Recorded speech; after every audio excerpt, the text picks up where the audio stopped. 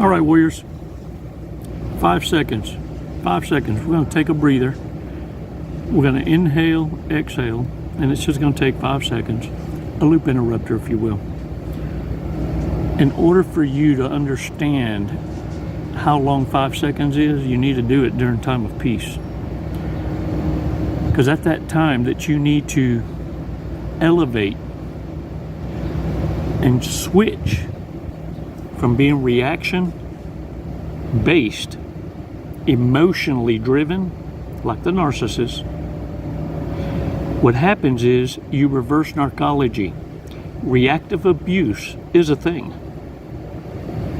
And if you keep responding with reactive, then what you're doing essentially is, this is the proof that your accuser needs in order to establish that you are the abuser. Reverse narcology is to not become so predictable, because a narcissist has plugged in these triggers and all they have to do is whisper to piss you off. Control it. Control that inner beast. It takes 5 seconds. And it's going to blow your mind. You just went from playing checkers and tic-tac-toe to playing chess. 5 seconds. Come on now.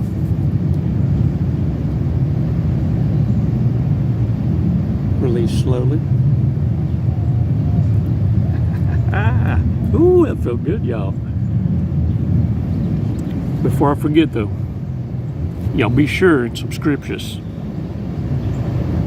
And if you really want to piss some narcissists off, in your remarks, share from the victory. Share some kick-ass secrets. The kind that to read them to a narcissist sounds like you're scratching a chalkboard. So that they're well aware. You can't discard a warrior and put them in their own playground. Shit, that's where we got our start. It's how we got to learn so much about narcissism. Little did you know, this was your boot camp, your training grounds. And the way you had to defend yourself in posture was your boot camp, training you, conditioning you, and how to utilize your weapons. Reverse narcology, flipping their logic. Warriors, when narcissists know your mission, it's like the devil wants to steer you a different way. If a narcissist can't use you for clout chasing and your resources, then what they need to do is damage your reputation. And the best way for them to do it is to have you do it to yourself. Because that's what they do continuously. So they know how the game rolls, because they always do it. What they're trying to do is get you set up to look like them. Warriors, never cross oceans for someone who's not even willing to cross a puddle for you. Stop going out of your way for people that don't want you. That's the main lesson. If narcissists can't be there for you for the little things, why are you so damn surprised they ain't going to be there for you when you really need them? They've proven this in small doses. In fact, I wonder if in the narcissist's mind, if they're going, I can't believe they're still falling for it. Warriors, reverse narcology plays like this. It's kind of like this. Stop what the fuck you're doing, look at me. The silent treatment, for example. The silent treatment is really for you to move on and start connecting dots. Start figuring out and asking hard questions, which lead you to another hard question, which opens a door to an understanding. And the Holy Spirit's got a funny way of opening doors for you. As you answer one question, you get excited, and it gives you an insight with a certain humility and excitement. And then all of a sudden, it's like another portion of the buffet's open to you with more clarity. And you get more excited instead of fear. Because now you understand fear is a state of mind. Fear of the unknown. Once you know the truth, it's not that you're fearless, you're educated. You're no longer in that ignorant state of mind. Narcissists wished they never even ran into my channel, because I opened their eyes and they are now self-aware, but they can't get enough of the content, and they're becoming even more self-aware. You feel me? And they wish they didn't know what they know now about themselves. This is what you're doing in reverse narcology. That silent treatment, in the mind of the narcissist, they think you're playing their game, so they're going to teach you how to do it more, better, bestest. And the game is on. Who can be the silentest or istest, the longeristest? And that plays right into your hand. If you can get a narcissist to believe that you're playing the game and they want to outplay you, this is why it's so important when I tell you, allow the narcissist to have the last word.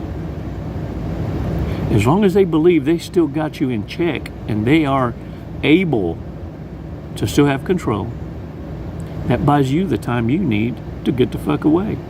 Hide. Until you get your bearings, and after that, you come out with a war cry unlike no other.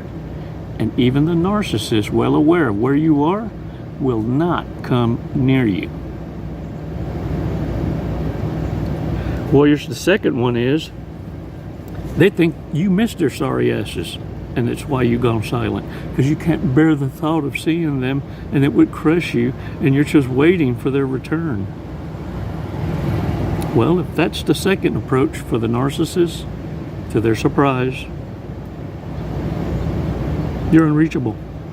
You blew the bridge up, because what you learned about narcissists yo-yoing you back and forth, coming and going, push and pull, you learned this.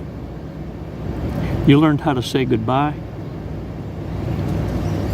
and you learned how to do it forever. They weren't expecting that, not from you. You never showed signs of that when they were future faking you, when they were breadcrumbing you, when they were testing how you would react. And for the first time, the narcissist sees a response. They're not used to this. See, they're used to being chased by fake asses in the harem, folks just like them, and they lead you to believe it's quality. No. Don't get twisted. It's quantity. Warriors, I want to bring y'all up to speed on something I read on the YouTube, and it's not something that's being announced a whole lot, but it's something we need to be well aware of. It seems like a biblical disease has reared its head again. It's leprosy. Now, there are antibiotics for it. I think it's, if you end up getting it, it's like anywhere from 3 months to a year that you have to go on this. But nonetheless, it's coming back with a vengeance. Many of us have heard the word or the disease, but it's very serious. And I want you to understand, I don't know what the correlation is, but I know it's not a damn coincidence that of all the cases, they're primarily being discovered or reported from the southern region of the United States. Now, a lot of them are affiliating this to the immigration coming in from immigrants illegally crossing. It can be argued that that would be a portion of it. People coming in with already a disease, but that wouldn't explain the irony of this. 81% of those reporting leprosy by the CDC, 81% are in Florida. I would think if it was an immigration issue, which immigration is an issue altogether, with a real simple fix, finish the fucking wall. The other is, if that were true, then the argument would stand, then why wouldn't Texas, New Mexico, Arizona, and California have the highest report of leprosy? Being right there at the border. Hell, Texas, you could walk across that dry-ass river of a border. Warriors, whatever the case is, I need you to understand that leprosy is not something to be toyed with. How it's transferred from one to another is a speculation even to this day. At best, we know this much. There's a lot that goes on in Florida, just like Vegas. I have no idea, just like I would lend my ear to the medical field, and if they're dumbfounded, best thing to do is stay the fuck away from it. There's a reason why I said this is a disease of biblical proportions, because it's still a mystery. Use discernment, warriors. This is why a person's past matters.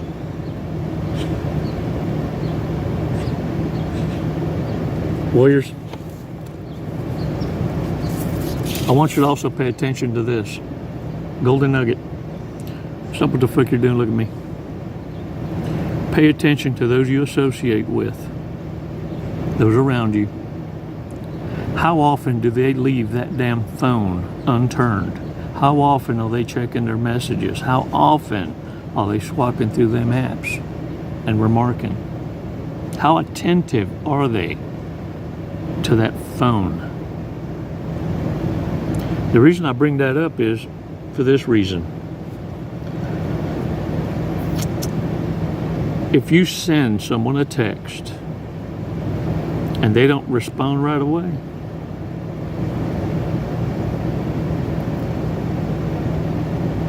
if they're not legitimately busy, then understand. If a narcissist can't be there for you for the little things, they sure as hell ain't gonna be there for the big things. Why are you surprised?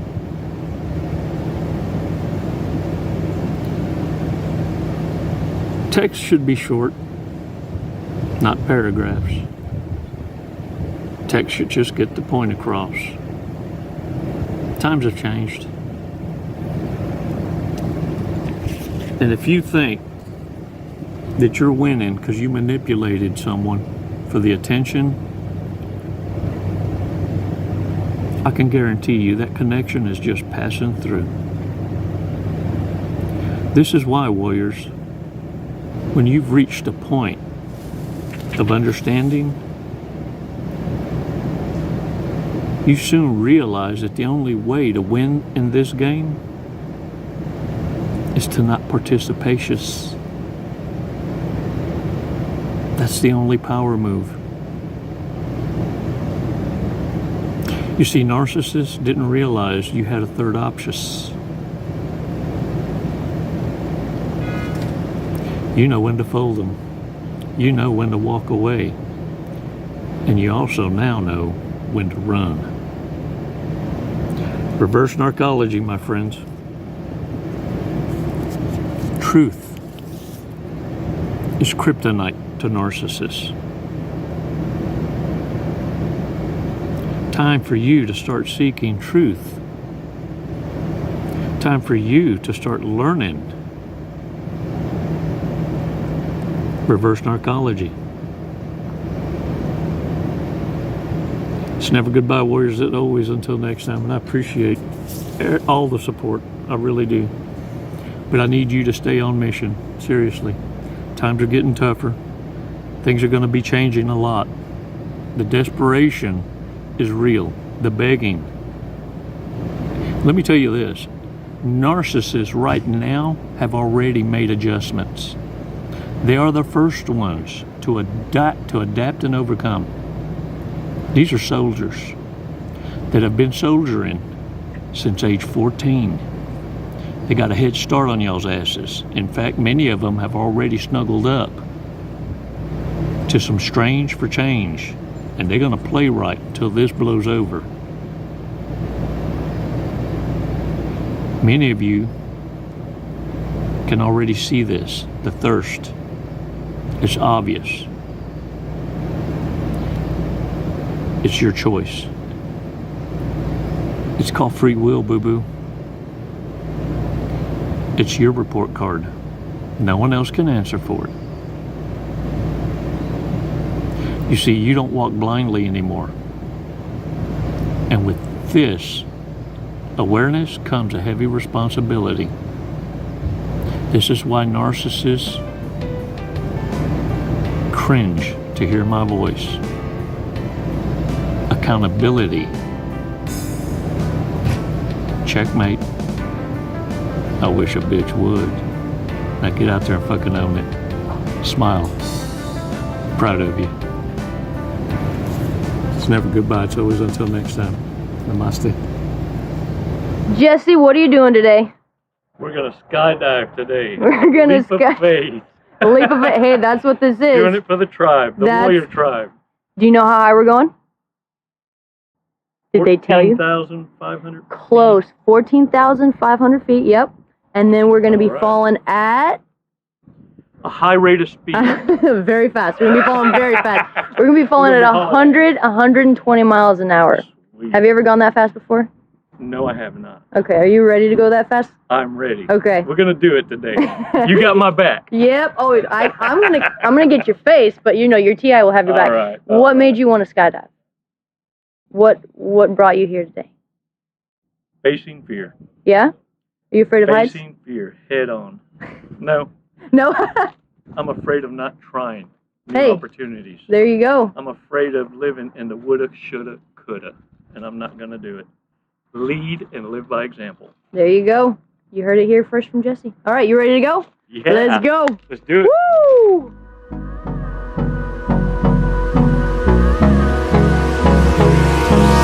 Hold me close till I get up. Time is barely on our side. I don't wanna waste what's left. The storms we chase are leading us, and love is all we'll ever trust. Yeah, no, I don't wanna waste what's left. And on we'll go, through the wastelands, through the highways, till my shadow turns to sun rays. And on we'll go, through the wastelands, through the highways, and on we'll go.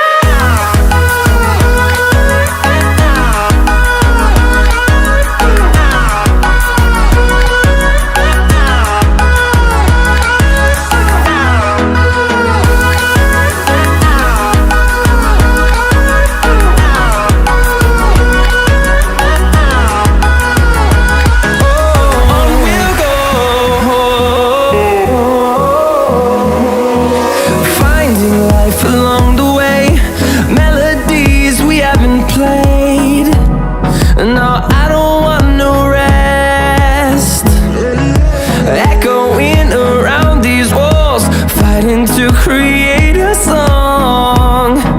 I don't wanna miss a beat. And on we'll go, through the wastelands. Yeah. What'd you think of that? Loved it. Woo!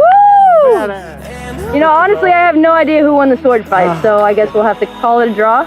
There you go. We'll have to do it again. All right, when are you gonna get your license now? I'm gonna work on it tomorrow. I'll be back.